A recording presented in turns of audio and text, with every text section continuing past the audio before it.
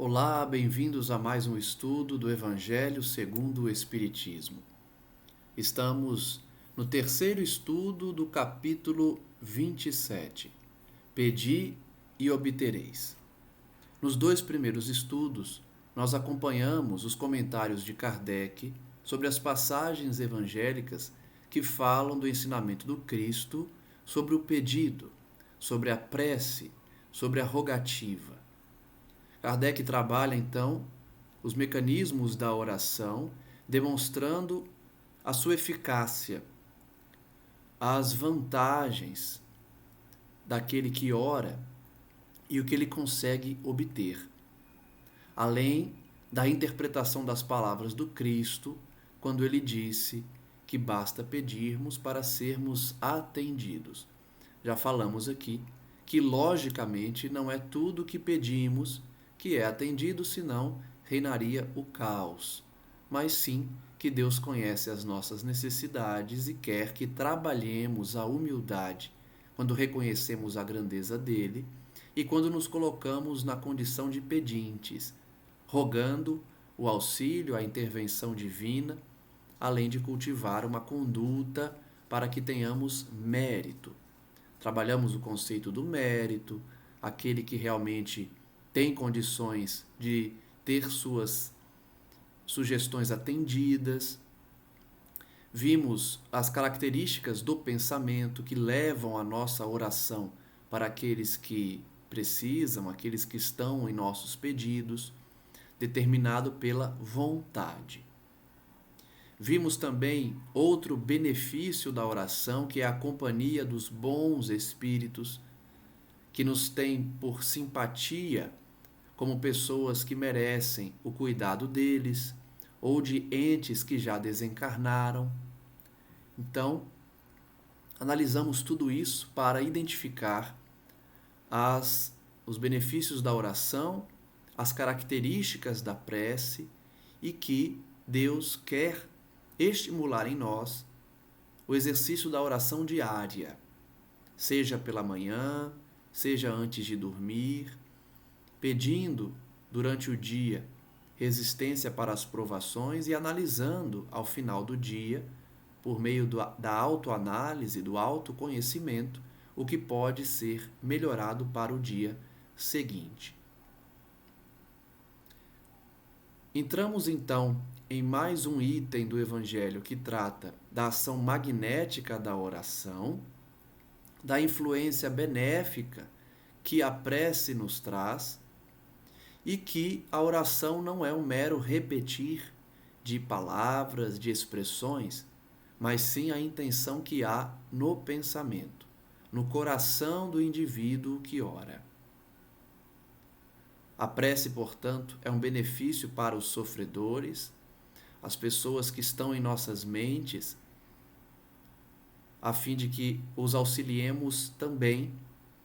E vamos hoje avançar no conceito do pedir e obtereis para ter uma análise completa dessas passagens nas lições de Kardec e nas instruções dos Espíritos.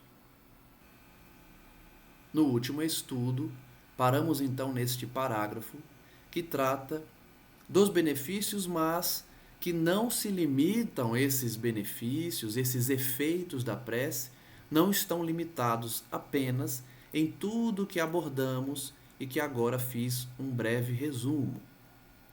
Kardec ainda vai dizer: nos recomendam os espíritos a renunciar alguém à prece, no sentido de que isso é negar a bondade de Deus.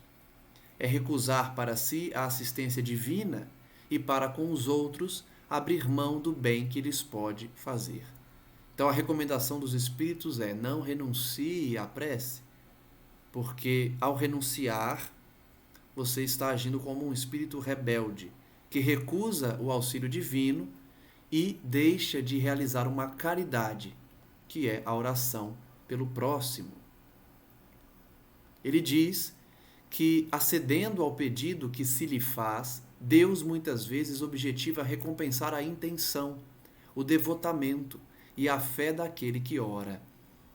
Vejam que nós tratamos aqui de um dos efeitos da prece, que é trabalhar no indivíduo a humildade, porque se coloca numa posição de que aceita a vontade de Deus, que é resignado, que renuncia aos seus caprichos, para que prevaleça a vontade divina. Então Deus também estimula em nós, por meio da oração, esse devotamento, esse acréscimo na fé daquele que ora. Por isso, muitas vezes, diz Kardec, Deus atende o nosso pedido para recompensar esse devotamento. Não quer dizer que Deus tem preferidos, mas sim que o pai recompensa o filho que se dedica ao trabalho, que se dedica ao bem. Isso é uma lei de ação e reação natural, proporcional à nossa conduta, e não favoritismo. Daí decorre que a prece do homem de bem tem mais merecimento aos olhos de Deus e sempre mais eficácia, porquanto o homem vicioso e mau não pode orar com o fervor e a confiança que somente nascem do sentimento da verdadeira piedade. Então vejam que, no mesmo sentido de que não há favoritismos junto ao Pai, Kardec explica que a prece do homem justo tem mais poder, tem mais eficácia, também decorrente da aplicação de uma lei de sintonia. O homem mau, o homem vicioso, não tem condições de elevar o pensamento a Deus. A sua prece é rasteira quando ora, porque ele precisa trabalhar primeiro os sentimentos próprios para que a sua prece tenha de fato poder. Já o homem justo, o homem caridoso, o homem bom, tem uma prece mais poderosa, porque a sua conduta está de acordo com o ensinamento de Jesus, com a vontade de Deus, e por isso tem mais força. É uma questão lógica. Se nós olharmos a lei de sintonia, as vibrações mentais de um indivíduo vicioso, vamos ver que esse pensamento não ultrapassa longas distâncias, não alcança grandes distâncias, já que ele tem uma fonte fraca.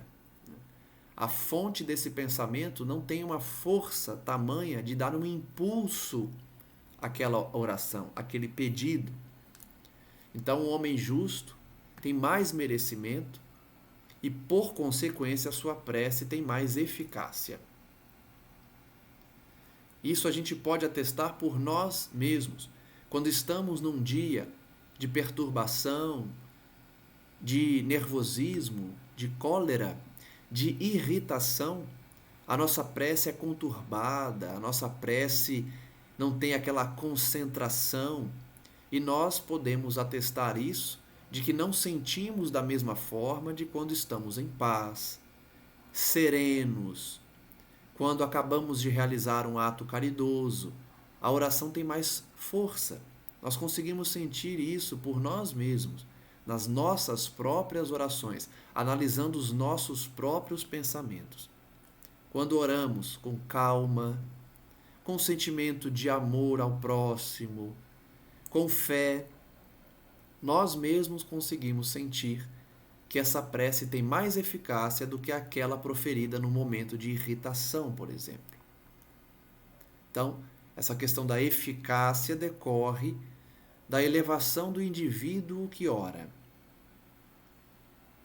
Do coração do egoísta, do coração daquele que apenas ora de lábios, saem palavras apenas. Não há ímpetos de caridade que dão poder à prece. Vejam que Kardec diz que ímpetos de caridade que dão poder à prece.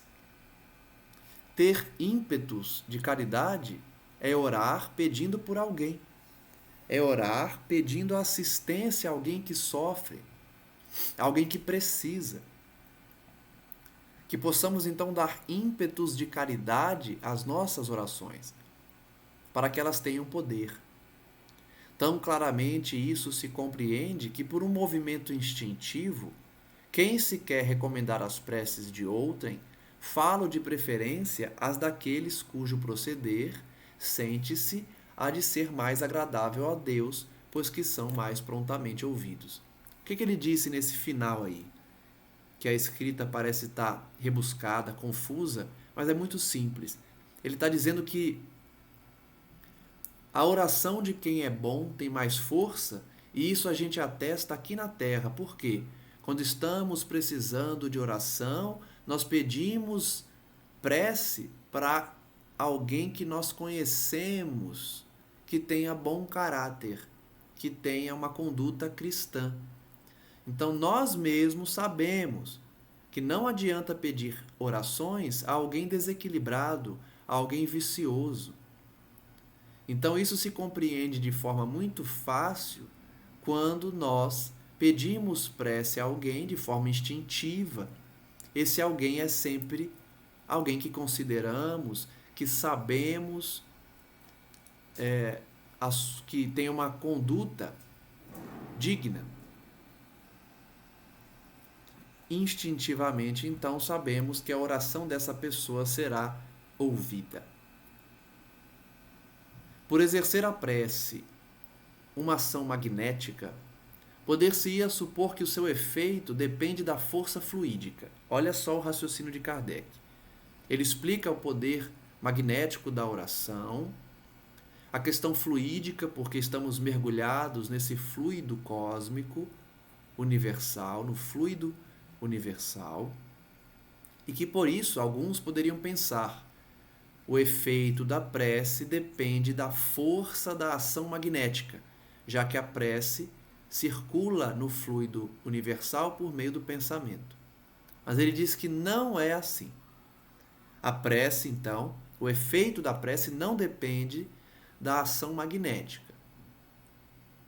Exercendo sobre os homens essa ação, os espíritos, em sendo preciso, suprem a insuficiência daquele que ora, ou agindo diretamente em seu nome, ou dando-lhe momentaneamente uma força excepcional, quando julgam digno dessa graça, ou que ela lhe pode ser proveitosa. Então vejam o ensinamento de Kardec. Por mais que o indivíduo não tenha uma força magnética de expressão, não pense ele que a sua oração não terá eficácia. Por quê? Se a pessoa tem uma deficiência magnética, ou seja, se ela não tem uma força magnética que dê uma impulsão à sua prece, essa deficiência é sanada pelos espíritos superiores, pelos espíritos amigos, pelos espíritos que sabem manipular essa energia e, portanto, podem dar uma eficácia maior à nossa rogativa. Então, por mais que a ação fluídica dependa da ação magnética, essa força pode ser complementada pelos amigos espirituais, seja quando eles agem em nosso nome, seja quando eles dão essa força excepcional à nossa prece. O homem que não se considere suficientemente bom para exercer salutar influência, não deve por isso abster-se de orar a bem de outrem, com a ideia de que não é digno de ser escutado. Essa é outra questão muito comum. As pessoas acham que não têm poder, que não são dignos de orar a Deus, porque são equivocados, são imperfeitos, às vezes são maus. Então têm vergonha de orar, ou acham que não adianta orar, porque somos imperfeitos. Não. Devemos sempre orar, especialmente em favor dos outros, porque aí seremos auxiliados por esses amigos espirituais. Além disso, diz Kardec, a consciência da nossa inferioridade constitui uma prova de humildade, grata sempre a Deus, que leva em conta a intenção caridosa que o anima. Então ele volta ao conceito de que Deus analisa o coração do indivíduo e que apenas o fato de buscarmos a oração já é um ato de humildade, porque o orgulhoso não pede nada a ninguém. O orgulhoso se sente suficiente por si mesmo e, por isso, é uma humilhação pedir o favor de alguém. Logo, ele não pede o favor sequer de Deus. O exercício da oração, portanto, também é um exercício de humildade. Aquele, portanto, que se acha inferior, ore mesmo assim. Porque só o fato de se reconhecer inferior já é uma prova de humildade. O orgulhoso jamais reconhece que é inferior, jamais. Pelo contrário, ele é superior a todos. Então, orar também é um ato de humildade que Deus agradece, que Deus reconhece, porque leva à intenção caridosa de quem ora. Seu fervor e sua confiança são um primeiro passo para a sua conversão ao bem. Conversão que os espíritos bons se sentem ditosos em incentivar. Então vejam, por mais que o indivíduo que esteja orando seja mau, seja um criminoso, seja uma pessoa imperfeita, orar é o primeiro passo para a sua conversão ao bem. Logo, a prece é sempre bem-vinda, é sempre benquista e incentivada pelos amigos espirituais. Eles se rejubilam ao ver um indivíduo mau, dedicado ao crime, orando. Eles ficam felizes, alegres, porque sabem que aquele que está orando, pelo menos por alguns instantes, será beneficiado pela luz divina e poderá se converter. É o primeiro passo para a conversão, o arrependimento sincero, seguido da oração. Tanto é que nas obras espíritas que estudamos aqui, sempre vemos o indivíduo a ser resgatado, primeiro se arrependeu e orou, se ajoelhou, rogou o auxílio divino, clamou pelo nome do Cristo e pediu perdão. Todas as obras nos trazem inúmeros exemplos que para o resgate do espírito perdido no umbral, ele primeiro tem que se arrepender sinceramente. Orar, portanto, é o primeiro passo para a conversão ao bem. Repelida só o é a prece do orgulhoso, que deposita fé no seu poder e nos seus merecimentos, e acredita ser-lhe possível sobrepor-se à vontade do Eterno. Então Kardec fala ao final do parágrafo o que eu havia adiantado.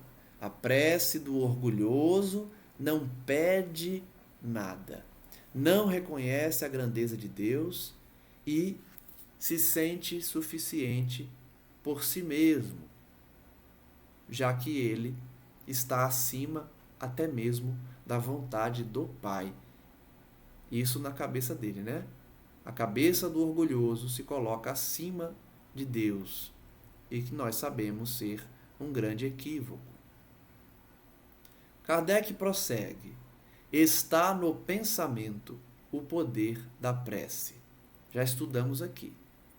Mergulhados no fluido universal, a vontade anima a oração nesse plano magnético, fluídico, e dá impulso à prece, que alcança quem quer que seja, imediatamente. Então, o poder da prece está no pensamento, que por nada depende, nem das palavras, nem do lugar, nem do momento em que seja feita. Kardec fala isso para demonstrar que nós não precisamos nos deslocar para uma instituição religiosa a fim de orar. O próprio Cristo nos recomendou, no Sermão da Montanha, de nos recolhermos ao nosso quarto, ao aposento e orar. Não precisamos ir ao templo para orar. É importante ir ao templo religioso, é importante ir à casa espírita, à igreja, seja qual for o templo, porque isso recarrega nossas baterias. Isso nos dá esse contato com o divino de maneira mais direta por conta das inúmeras projeções que ali existem no templo, que facilitam a nossa imperfeição de alcançar vibrações mais elevadas. No entanto, Não é necessário ir ao templo para orar. Devemos orar em todos os lugares, especialmente em casa, com o cultivo do Evangelho, como estamos fazendo aqui. Não importa, portanto, as palavras, se é um texto decorado, se é uma leitura do Evangelho, da Bíblia, ou se são palavras formuladas por quem ora. Também não importa o lugar nem o momento. Pode-se, portanto, orar em toda parte, a qualquer hora, a sós ou em comum. A influência do lugar ou do tempo só se faz sentir nas circunstâncias que favoreçam o recolhimento. Por que ele diz isso? Porque a gente também não vai para uma noitada, para um bar, para uma danceteria, orar. Lógico que nós podemos orar lá também, só que não vai ter a mesma eficácia, né? O lugar aí vai influenciar a oração, porque atrapalha o recolhimento, a concentração. Então, a única interferência que os lugares podem dar à prece é pela influência no recolhimento, na concentração. A prece em comum, ou seja, feita por mais de uma pessoa, tem ação mais poderosa, quando todos os que oram se associam de coração ao mesmo pensamento e colimam o mesmo objetivo, porquanto é como se muitos clamassem juntos e em uníssono. Essa parte é muito importante, por dois motivos. Primeiro, porque a oração em conjunto tem mais força e nós podemos utilizar na nossa família, mas também colher os ensinamentos de Joana de Ângeles, quando diz que quando a humanidade se reunir para orar, da mesma forma que se reúne para assistir uma partida de futebol, os hospitais irão se esvaziar. Veja o poder da prece. Se as torcidas dos times de futebol estivessem ali com o pensamento de cura, com o pensamento de abençoar os doentes, os hospitais iriam se esvaziar. Olha a força e o poder da oração. A prece em comum, em conjunto, tem mais força, tem mais eficácia. Mas para isso os corações têm que estar em uníssono, pedindo a mesma coisa, o mesmo pensamento, e tem que ser uma união de coração. Não basta ser uma união externa, de aparência. Isso que é o mais difícil, né? O grupo precisa estar unido, com um pensamento sincero, com um sentimento sincero. E a outra questão importante também que eu destaco é que no futuro nós todos iremos usufruir de um planeta assim, em que a oração em conjunto é realizada diariamente e que traz uma potência maior, porque todos estão unidos, clamando, juntos, com o mesmo pensamento para um mesmo objetivo. Esse é o nosso futuro. Nós já podemos utilizar isso nas nossas casas, nos nossos templos e lembrar sempre dessa lição, de que uma vez rogando em conjunto, temos mais força, alcançamos mais pessoas. Isso me faz recordar um dos livros que nós estamos estudando, em que a equipe de André Luiz, ao deixar o umbral, por conta da ação do fogo purificador, os instrutores orientam a todos orarem em conjunto para que aquela casa de socorro pudesse se deslocar. Então eles se reúnem num determinado local e todos oram em conjunto. E as instruções dos espíritos dessa casa de socorro eram no sentido de evitar distrações, se concentrarem no mesmo objetivo, todos pensando no deslocamento da casa para deixar aquela zona de sofrimento. Isso demonstra também que o pedido em conjunto, em uníssono, traz essa potencialidade.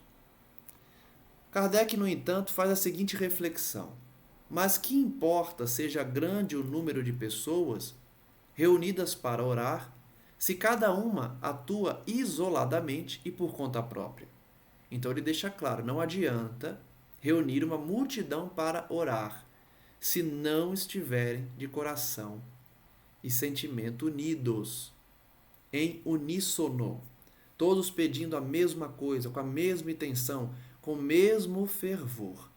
Porque se cada um estiver orando isoladamente, não vai ter efeito algum aquela reunião de pessoas, de indivíduos para orar. 100 pessoas juntas podem orar como egoístas, enquanto 2 ou 3, ligadas por uma mesma aspiração, orarão quais verdadeiros irmãos em Deus, e mais força terá a prece que lhe dirijam do que a das 100 outras. Ele cita então capítulo 28, números 4 e 5. Notem que 3 ou 4 pessoas orando com fervor podem ter uma oração mais forte do que 100 egoístas orando, demonstrando, mais uma vez, a importância da união de pensamento. Passemos agora ao item intitulado Preces Inteligíveis. A passagem evangélica é a seguinte: se eu não entender o que significam as palavras, serei um bárbaro para aquele a quem falo. E aquele que me fala será para mim um bárbaro. Se oro numa língua que não entendo, meu coração ora, mas a minha inteligência não colhe fruto. Se louvais a Deus apenas de coração, como é que um homem do número daqueles que só entendem a sua própria língua responderá amém no fim da vossa ação de graças, uma vez que ele não entende o que dizeis? Não é que a vossa ação não seja boa, mas os outros não se edificam com ela. Essa orientação está numa carta de Paulo aos Coríntios, na primeira carta, capítulos 14, itens 11, 14, 16 e 17. Vejam que a recomendação de Paulo é em relação à fórmula da oração. Será que adianta repetir fórmulas? Falar por meio da oração em outra língua que as pessoas não compreendem? E aí vem, as preces em latim, as preces em outras línguas. Será que a prece tem eficácia se aquele que nos escuta não está entendendo a oração? Kardec então diz: a prece só tem valor pelo pensamento que lhe está conjugado. Então, mais uma vez, Kardec destaca que a prece tem poder conforme o pensamento, a vontade. Ela que é determinante para a eficácia de uma prece. Ora, é impossível conjugar um pensamento qualquer ao que se não compreende, porquanto o que não se compreende não pode tocar o coração. Ele faz então a crítica da oração feita com fórmulas decoradas em outra língua. Não toca o coração de quem ouve, porque ele não compreende. Para a imensa maioria das criaturas, as preces feitas numa língua que elas não entendem não passam de amálgamas de palavras que nada dizem ao espírito, um conjunto de palavras que não falam aos seus espíritos. Para que a prece toque, preciso se torna que cada palavra desperte uma ideia, e desde que não seja entendida, nenhuma ideia poderá despertar. Por isso recomenda-se a oração feita sinceramente, de improviso, dizendo o que se realmente passa no coração do indivíduo. Será dita como simples fórmula, cuja virtude dependerá do maior ou menor número de vezes que a repitam. E aí, então, a gente vê uma crítica clara às recomendações de muitos padres na igreja, que manda fazer 2, 3 terços, repetindo sem cessar Ave Marias e Pai Nossos. É uma crítica de que essa prece não tem uma eficácia, apenas porque se repete 1000 vezes a mesma oração. Muitos oram por dever, alguns mesmo por obediência aos usos. pelo que se julgam quites, desde que tenham dito uma oração determinado número de vezes e em tal ou tal ordem. Vejam que esse pensamento de Kardec é muito lógico, né? Antigamente as pessoas oravam, aliás, até hoje, muitos oram repetindo Ave Marias, Pai Nossos, e quando terminam estão quites, pronto, não tenho mais pecado. Orei as 10 Ave Marias que o padre mandou, está perdoado o meu pecado. E não é assim, né? Não adianta repetir orações sem sinceridade no coração, como uma simples fórmula, como se as virtudes dependessem do número de repetições em que se profere a prece. Porque essa prece está sendo feita por obediência, por dever e não por sinceridade de coração, de sentimento. Então, dá essa sensação que está quite, está pago, depois que ora um determinado número de vezes. Deus vê o que se passa no fundo dos corações, lê o pensamento e percebe a sinceridade. Sinceridade. Julgá-lo, pois, mais sensível à forma do que ao fundo é rebaixá-lo. Notem, então, que o comentário de Kardec sobre a carta de Paulo é considerando a oração sincera, não a oração repetida, especialmente aquela em outra língua. Vejamos agora o item que se refere às preces feitas pelos sofredores e pelos que desencarnaram. Diz Kardec: os espíritos sofredores reclamam preces, pedem preces, e estas lhes são proveitosas porque, verificando que há quem neles pense, menos abandonados se sentem, menos infelizes. Nós falamos disso aqui no último estudo. Eu dei até o exemplo de Divaldo, que orou por um suicida quando mais ninguém orava por ele. Anos depois, esse suicida retornou no momento em que Divaldo sofria, para dar a ele o seu testemunho de que a prece feita pelo Divaldo tinha trazido muitas bênçãos, aliviado suas dores, ainda que por alguns momentos. Quando nós estudamos a eficácia da prece, o poder da prece, a importância da prece para os sofredores. Então aqui está novamente colocado: o sofredor precisa de prece. E essa prece alcança ele. Ele chega a escutar a nossa voz orando por ele. Vê nós, nos vê ajoelhados pedindo, nos vê orando por ele. Isso aparece na tela mental do espírito, ainda que ele esteja no umbral.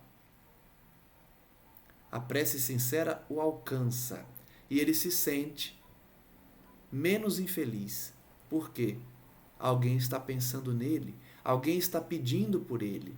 E isso é um motivo de alegria, é um motivo de esperança.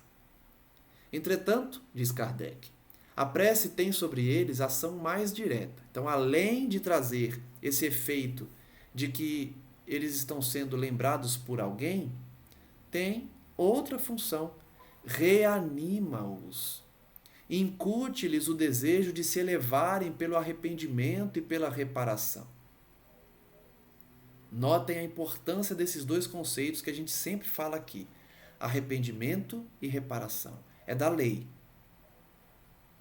Às vezes nós percebemos algumas pessoas ensinando que a lei de ação e reação não é muitas vezes como pregam, que nós plantamos e depois colhemos, mas nem sempre é assim. Só que o que o Espiritismo nos ensina é que essa lei é infalível. Plantamos e colhemos, logicamente com muita misericórdia divina, mas a colheita é sim obrigatória. Vejam que arrependimento primeiro, seguido de reparação, está na lei divina de justiça. E isso, inclusive, no capítulo referente às orações, nós vamos ver que a oração feita por um espírito sofredor lhe incute essa necessidade de arrependimento para posteriormente reparar o mal que fez. Veja a importância da prece para o espírito criminoso, o espírito mau, aquele que desencarnou numa situação de sofrimento. Além de se fazer percebido por alguém, lembrado por alguém, o que lhe dá alegria, também incute nele a vontade de se arrepender e de reparar o que fez. Possivelmente também desviando o pensamento mau desse indivíduo. Ele passa a sentir uma vibração diferente e isso lhe traz uma indagação íntima. Como eu faço para sentir isso mais vezes? Ele vai perceber então que é por meio da oração, do arrependimento sincero e de se colocar à disposição para reparar o que fez de errado. É nesse sentido que lhes pode não só aliviar, como abreviar os sofrimentos. Não só alivia o sofrimento, mas abrevia. Ele sofre por menos tempo. Veja-se o céu e o inferno, segunda parte. Exemplos. Pessoas há que não admitem a prece pelos mortos, porque, segundo acreditam, a alma só tem duas alternativas: ser salva ou ser condenada às penas eternas, resultando, pois, em ambos os casos, inútil a prece. Olha só. O raciocínio até tem lógica. Se realmente nós tivéssemos apenas dois destinos, paraíso ou inferno, a prece não teria qualquer razão de ser. Porque para aquele que já está salvo, para que ele precisa de oração? Por que ele precisaria de oração? E para aquele que está condenado eternamente, a prece não ia mudar o seu destino. Então faz todo sentido, para quem acredita apenas no céu e inferno, de que a prece não tem valor pelos mortos. Uma vez morto, será julgado e vai ou subir ou descer. Ou vai para o paraíso ou vai para o inferno. A prece, logicamente, não teria qualquer sentido. O Espiritismo ensina, porém, que não é assim. Primeiro, que nós não vamos apenas para dois lugares possíveis. Segundo, que o paraíso, chamado paraíso, não é um lugar de ociosidade e preguiça. Não é um lugar em que nós ainda não temos nada a conquistar. E, em terceiro lugar, não há penas eternas. Não há um inferno eterno. Há o inferno das tribulações, sim, chamado por nós de umbral, de zonas inferiores, zonas de sofrimento, enfim. Mas não é eterno. Logo, a oração tem eficácia tanto para quem está numa colônia espiritual, chamado céu, paraíso, quem está num lugar bom, porque vai estimular nele novas conquistas, resolver problemas antigos, por mais que esteja num local bom. Ele ainda tem problemas a resolver. A oração vai ajudá-lo nisso. Também para o sofredor que está nessas zonas de sofrimento. Ele não vai ficar lá para sempre, então a prece vai ajudá-lo a abreviar suas dores e a auxiliar no seu arrependimento. Então o pensamento de que a prece pelos mortos não tem eficácia por conta das destinações únicas de céu e inferno faz sentido. Mas Kardec diz: sem discutir o valor dessa crença, admitamos por instantes a realidade das penas eternas e irremissíveis e que as nossas preces sejam impotentes para lhes pôr termo. Então ele diz: mesmo que a gente não concorde com as penas eternas, vamos imaginar que assim o é. Perguntamos se nessa hipótese será lógico, será caridoso, será cristão recusar a prece pelos réprobos? Então vejam o raciocínio de Kardec. Ainda que fosse verdade, que as penas fossem eternas, a prece teria sua razão de ser. Mesmo que o indivíduo estivesse condenado eternamente ao sofrimento, a prece seria um ato cristão para aliviar suas dores, ainda que eternas. Tais preces, por mais impotentes que fossem para os liberar das penas eternas, não lhes seria uma demonstração de piedade, capaz de abrandar-lhes os sofrimentos? Então, mesmo para aquele que acredita nas penas eternas, a prece pelos mortos é um ato caridoso. Na Terra, quando um homem é condenado a galés perpétuas, antigamente era comum o indivíduo ser condenado a ser escravo num navio chamado de galé, trabalhando forçadamente até a morte. Mesmo quando esse homem é condenado ao trabalho forçado, perpétuo, quando mesmo não haja mínima esperança de obter-se para ele perdão, será defeso a uma pessoa caridosa ir carregar-lhe os grilhões para aliviá-lo do peso destes? Em sendo alguém atacado de mal incurável, dever-se-á, por não haver para o doente esperança nenhuma de cura, abandoná-lo sem lhe proporcionar qualquer alívio? Então Kardec faz duas perguntas para demonstrar que a prece por aquele que está condenado eternamente também é um ato de caridade, porque na Terra a condenação eterna é chamada de condenação perpétua. E mesmo para esses, a oração e o auxílio é um ato caridoso. E para o doente também, aquele que tem uma doença incurável, um câncer, que não há mais possibilidade de cura, devemos abandoná-lo? Não. Então, se na Terra nós não abandonamos os criminosos e os doentes, por que pensar que os mortos, condenados eternamente, também deveriam ser abandonados? Lembrai-vos de que entre os réprobos, entre os criminosos, pode achar-se uma pessoa que vos foi cara, um amigo, talvez um pai, uma mãe ou um filho. E dizeis se, não havendo, segundo credes, possibilidade de ser perdoado esse ente, lhe recusaríeis um copo d'água para mitigar-lhe a sede? Vejam a estratégia de Kardec, como sempre, muito sábio, fazendo perguntas à maneira dos filósofos antigos da Grécia, que por meio de perguntas nos estimulam o raciocínio. O primeiro argumento de Kardec é um argumento importantíssimo para o cristão compreender a necessidade de amar também o criminoso, que é o raciocínio de enxergá-los como amigos ou parentes.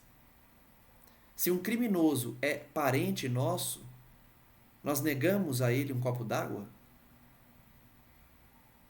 Então é o primeiro exercício para conseguir ajudar o criminoso, para pelo menos ter um pensamento de caridade,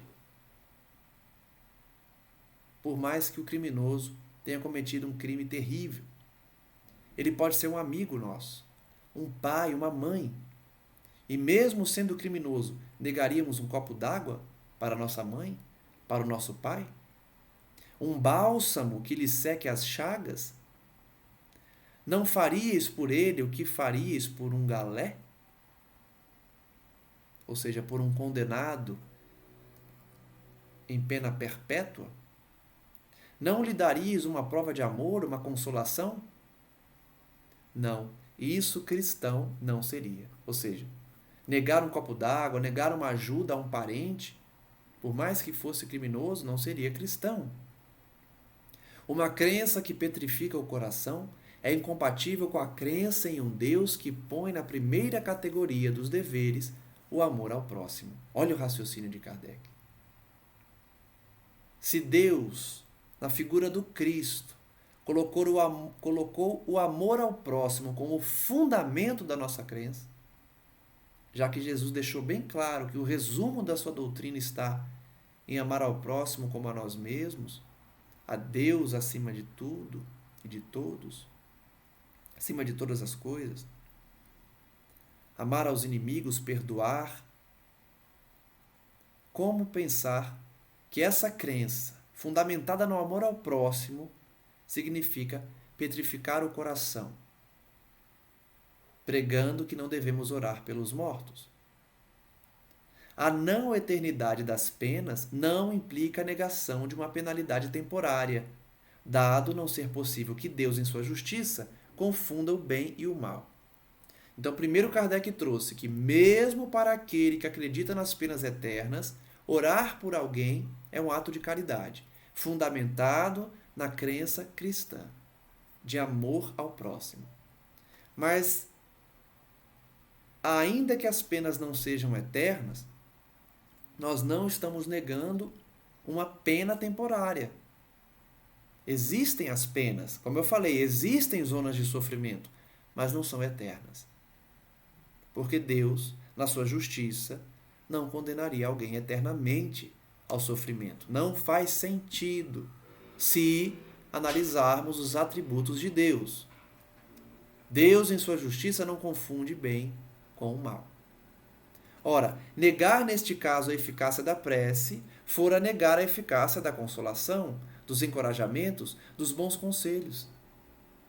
As preces, portanto, têm eficácia, ainda que sejam para aqueles considerados condenados eternamente.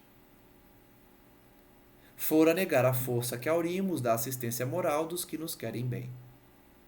Porque nós também somos beneficiários de preces. Então a prece sempre tem um benefício aos homens. Ele continua. Outros, porque primeiro ele falou daqueles que dizem que não devemos orar pelos mortos. Agora ele vai falar de um segundo grupo. Outros se fundam numa razão mais especiosa, a imutabilidade dos decretos divinos. Então, não adianta orar porque a lei divina não muda. Não adianta a gente pedir a Deus que alguém pare de sofrer porque essa pessoa está condenada eternamente. Esse é o raciocínio de alguns. Deus, dizem esses, não pode mudar suas decisões a pedido das criaturas. A não ser assim, careceria de estabilidade o mundo. Mais um argumento que tem lógica, se você for ver. Se você analisar. Tem lógica.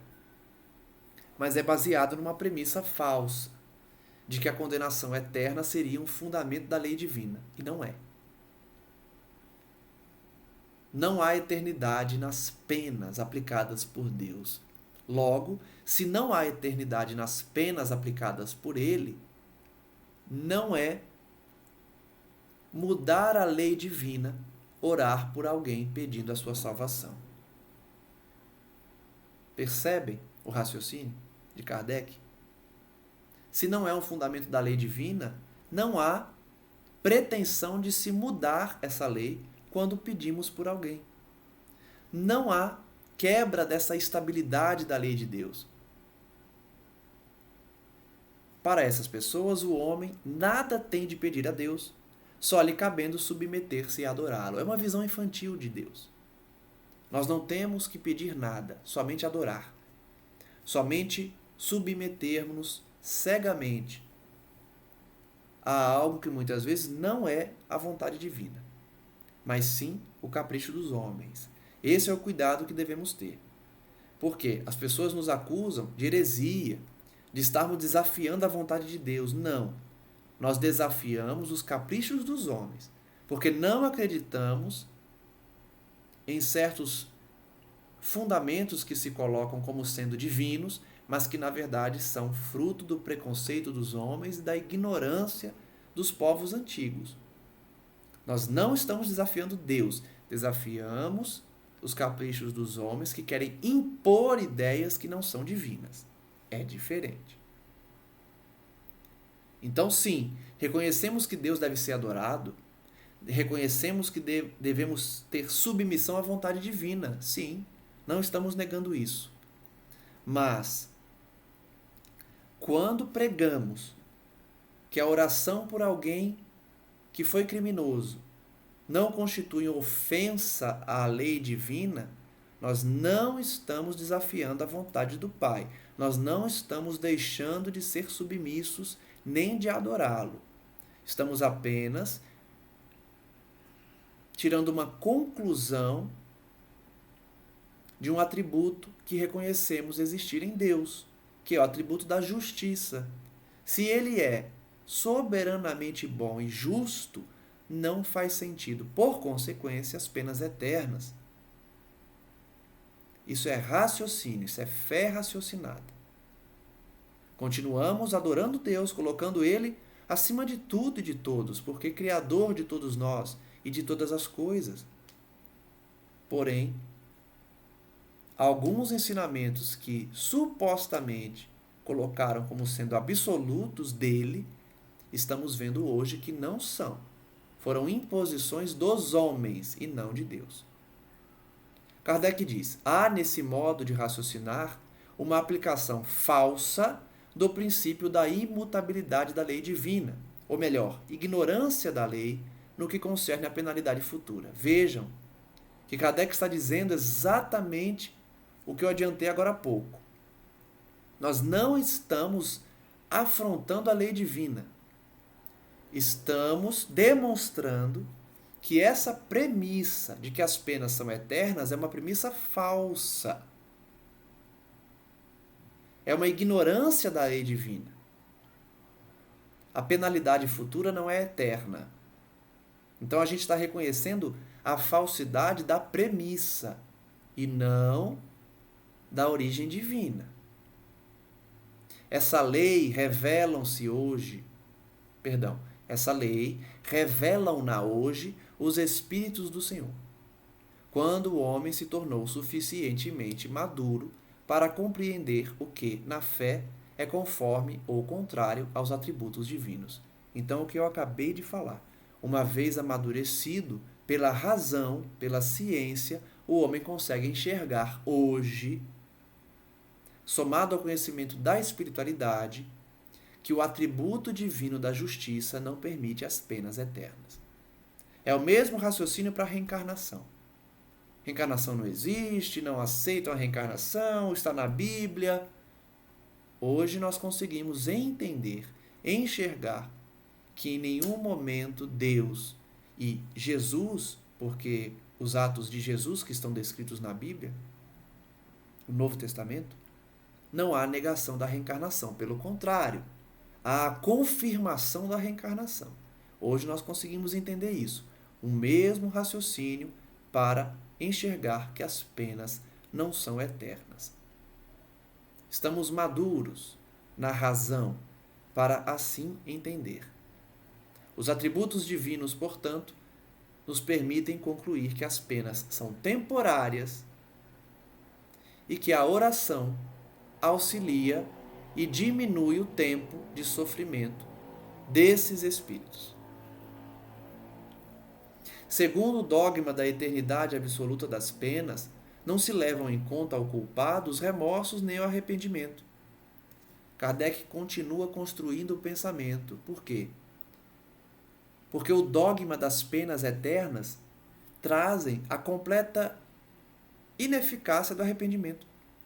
Do que adianta o indivíduo se arrepender se ele está condenado eternamente? É o mesmo raciocínio quando se diz que a prece não tem valor para o condenado, porque não vai mudar sua pena, sua sentença. Então, de que adianta o arrependimento se ele já está condenado eternamente? De que adianta o remorso se ele já está condenado?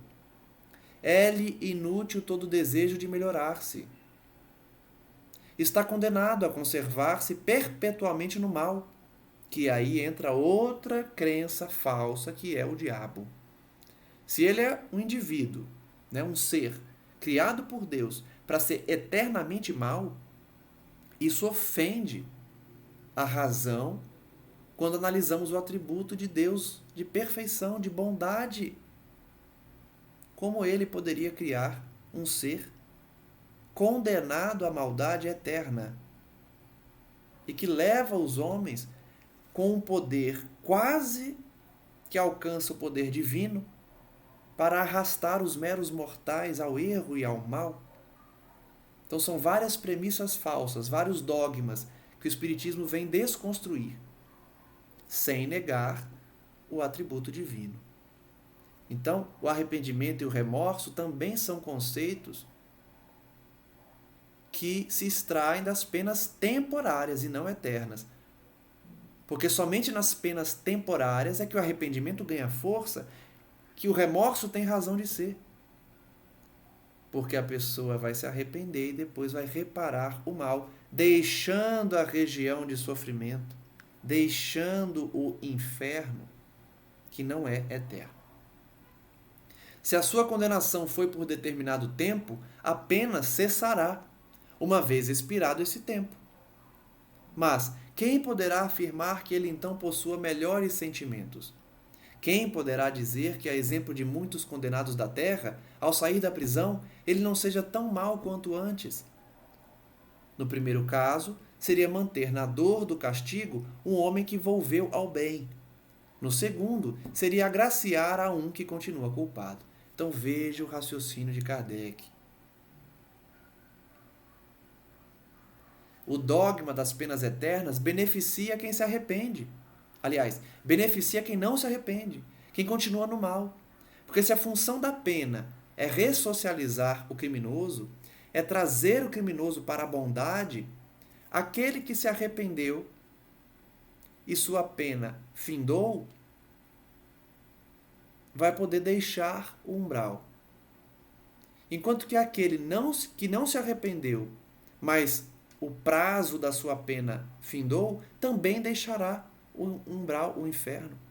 E não é assim. O Espiritismo vem ensinar que o sofrimento só termina quando o indivíduo se arrepende, quando tem remorso, quando se arrepende sinceramente e se coloca numa posição de humildade, rogando a Deus o seu resgate. Aí ele demonstra a sinceridade do seu sentimento e que a pena aplicada cumpriu a sua função de ressocializá-lo, de trazê-lo, de resgatá-lo ao bem. A lei de Deus é mais previdente, sempre justa, equitativa e misericordiosa, não estabelece para a pena, qualquer que esta seja, duração alguma. Então as penas não têm duração, elas não são eternas. Mas também elas não têm um prazo fixado, como nós vemos nas sentenças dos juízes criminais aqui na Terra. O juiz é obrigado a fixar uma pena. Ele vai definir de acordo com a conduta, de acordo com a pena base fixada na lei, com os atenuantes, com os agravantes, com as qualificadoras. Ele vai definir, uma pena. Tem um nome próprio, um instituto próprio no direito criminal, em que o juiz vai fixar uma pena. A lei divina, portanto, no entanto, não fixa um prazo. Ela se resume assim: o homem sofre sempre a consequência de suas faltas. Não há uma só infração à lei de Deus que fique sem a correspondente punição. Então, primeiro fundamento: a colheita é obrigatória. A semeadura é livre. Nós plantamos o que quisermos. E geralmente plantamos sorrindo, como diz Haroldo. Mas a colheita é obrigatória. Todos teremos que colher o que plantarmos. Primeiro fundamento. Segundo, a severidade do castigo é proporcionada à gravidade da falta. Como aqui na Terra, como na lei humana, a pena aplicada é proporcional ao crime cometido. Na lei divina também é assim, só que de maneira mais perfeita. Terceiro fundamento: indeterminada é a duração do castigo. Não há um tempo pré-fixado para o castigo, o que pode parecer injustiça. E seria injustiça se assim fosse na lei humana. Por quê? O juiz que aplica a lei não é Deus. Então ele não pode fixar uma punição sem prazo, porque isso daria ensejo a muitas injustiças. Pessoas com crimes menores passariam um tempo exagerado na prisão. Isso já acontece com penas fixadas. Imagine se as penas não fossem fixadas, mas isso é na Terra. Deus sendo perfeito, não há o risco de injustiça. Então as penas não têm um prazo. Fica subordinada ao arrependimento do culpado e ao seu retorno à senda do bem, ao caminho do bem. A pena dura tanto quanto a obstinação no mal. Seria perpétua se perpétua fosse a obstinação. Dura pouco se pronto é o arrependimento. Então vejam, A pena aplicada não tem prazo. Depende do arrependimento. Por isso nós vamos ver em diversas obras, em diversas mensagens, em diversas comunicações mediúnicas, que os Espíritos nos trazem um sofrimento que parece eterno, que parece perpétuo, porque ele passou muito tempo sofrendo e não sai do umbral enquanto não se arrepender. Por isso muitos espíritos ficam séculos no umbral. Alguns precisam ser direcionados a reencarnações compulsórias. Mas o tempo do sofrimento dependerá do seu arrependimento. Desde que o culpado clame por misericórdia, Deus o ouve e lhe concede a esperança. É necessário, de novo, o sentimento sincero de arrependimento. Clamar por misericórdia, porque isso coloca ele numa posição de humildade. Quantas vezes nós vemos nos estudos que fazemos no canal espíritos que fingem que estão arrependidos e pedem às equipes de socorro que sejam resgatados, rogam, imploram de joelhos, mas não são. Por quê? Estão falseando uma humildade que não possuem, não se arrependeram ainda. Não basta o simples pesar do mal causado, é necessária a reparação, pelo que o culpado se vê submetido a novas provas, em que pode sempre, por sua livre vontade, praticar o bem, reparando o mal que haja feito. Primeiro passo, então, arrependimento sincero. Segundo passo, reconhecer que precisa reparar o mal. Não adianta se arrepender e falar, agora deixa pra lá, já fiz. A pessoa já esqueceu, a pessoa já seguiu sua vida. Eu já me arrependi, tá tudo certo. Nananina, não. Não é assim. É preciso reparar o mal. E nós vamos aprender na doutrina espírita que mesmo nos casos que a vítima já perdoou seu algoz e já seguiu seu caminho, hoje é um espírito de luz. Ele não precisa receber nada daquele que lhe fez mal. Essa reparação é feita com outro espírito. Então a reparação é sempre feita. Se não é diretamente com a vítima, é com outra pessoa, com outro espírito. Mas precisa reparar o mal. Senão, não é capricho divino, não. É porque quem fez o mal não consegue seguir sua vida, não consegue se perdoar, não consegue evoluir enquanto não repara o mal. O sentimento de culpa lhe persegue enquanto não repara o mal. E ele vai reparar numa expiação nova, numa reencarnação, praticando o bem para reparar o mal. O homem é, assim, constantemente o árbitro de sua própria sorte. Pertence-lhe abreviar ou prolongar indefinidamente o seu suplício, a sua felicidade ou a sua desgraça. Depende da vontade que tenha de praticar o bem. Então, a conclusão lógica de tudo o que falamos é que o nosso destino só depende de nós, como já falei várias vezes aqui. Se nós somos livres para plantar, basta plantarmos o bem. A gente quer colher felicidade? Plante felicidade. Plante caridade. Plante o bem. Aí você vai colher felicidade. Nós somos árbitros da nossa própria sorte. Depende somente de nós abreviar ou prolongar a dor. Olha como Deus é bom conosco. Ele nos deu uma liberdade real. Não é um livre-arbítrio de mentirinha. Não é um suposto livre-arbítrio. Não, você pode escolher, mas não tanto.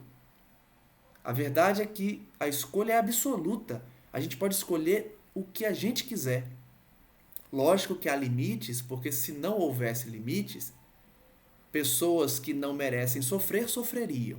Então o limite é conforme a programação do próximo, da pessoa que nós vamos atingir. Se não está na programação dela sofrer, o nosso livre-arbítrio fica limitado. Mas essa é a única limitação. A gente é totalmente livre para plantar o que quiser. A nossa felicidade, a nossa infelicidade depende apenas da nossa vontade. Tal a lei. Lei imutável. e em conformidade com a bondade e justiça de Deus. Por isso que todas essas observações que Kardec faz, questionando dogmas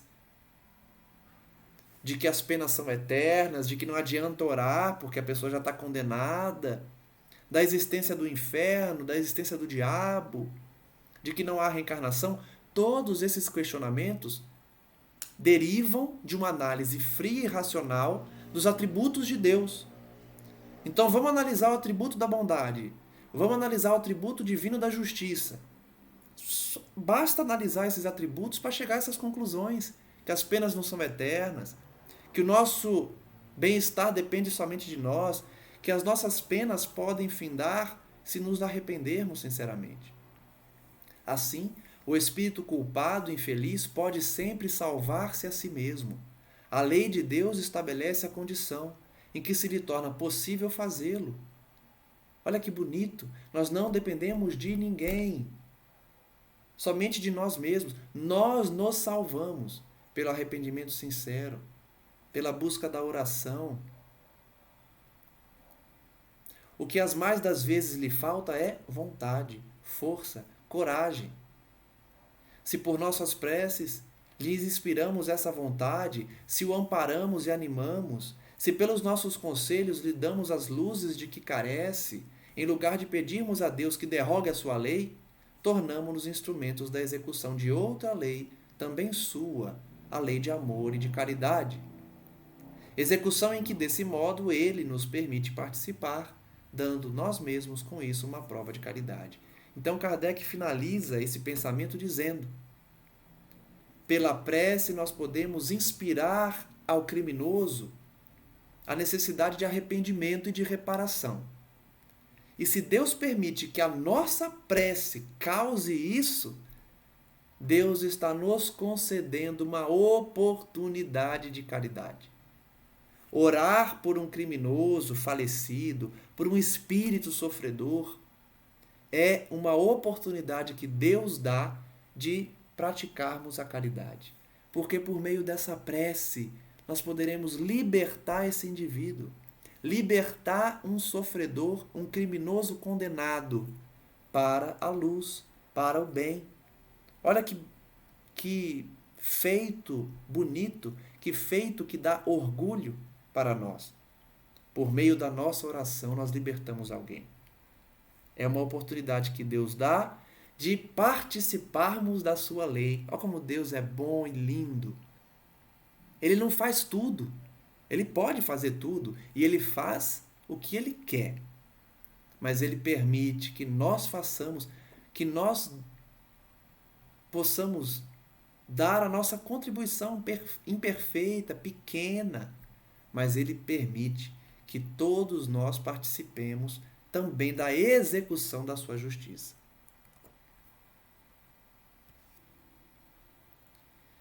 No próximo estudo, nós vamos finalizar esse capítulo entrando no item das instruções dos Espíritos.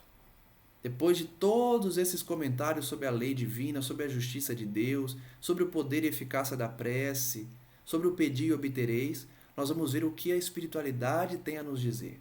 Porque até agora foram os raciocínios de Kardec comentando os trechos evangélicos.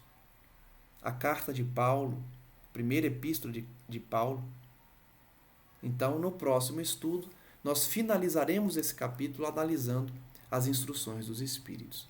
Agradeço a todos que nos acompanham, desejo a todos um Feliz Natal, de muita prosperidade, de muita paz, um ano novo que se aproxima e que não esqueçamos de que essa data do Natal deve ser dedicada a Cristo Jesus, porque se dá uma homenagem pelo seu nascimento, relembrando a passagem dele aqui na Terra e desse ensinamento valoroso que nós carregamos pela eternidade.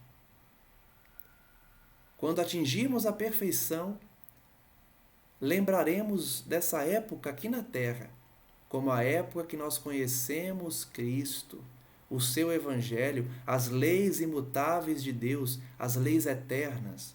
Nós conhecemos por meio do Cristo e seremos eternamente gratos a Ele.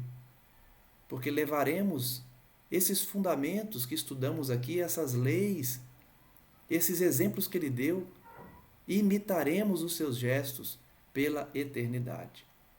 Então, lembremos-nos de Cristo Jesus nessa data, peçamos a Ele, conforme aprendemos aqui nesse capítulo, sobre a importância da oração, de nos colocarmos numa posição de humildade, reconhecendo a grandeza de Deus, reconhecendo a nossa pequenez, a nossa inferioridade, as nossas imperfeições, para rogar o auxílio do Pai, o auxílio dos bons espíritos, a fim de que vençamos as nossas fraquezas e auxiliemos o nosso próximo, seja ele encarnado ou desencarnado, criminoso ou são, necessitado ou não de nossa prece. Oramos então, agradecendo, louvando e pedindo também ao nosso Pai Maior que continue a enviar os seus emissários na figura do Cristo e de tantos outros, sendo o Cristo o maior deles, para que diariamente apliquemos os ensinamentos trazidos para compreendermos a justiça divina, os seus fundamentos, a bondade do Pai e os atributos de Deus, a fim de sermos pessoas mais justas, indivíduos mais caridosos e conscientes da necessidade da nossa elevação moral. Muito obrigado, amigo Jesus, hoje e sempre, que Maria Santíssima, Mãe das Mães, que nessa data tão especial doou-se ao Pai para trazer ao mundo a forma física do nosso Salvador, nessa missão grandiosa, a maior de todas, da libertação da humanidade por meio da reencarnação de nosso Senhor. Muito obrigado, amigo, hoje e sempre, e que assim seja. Um abraço a todos e até o próximo estudo.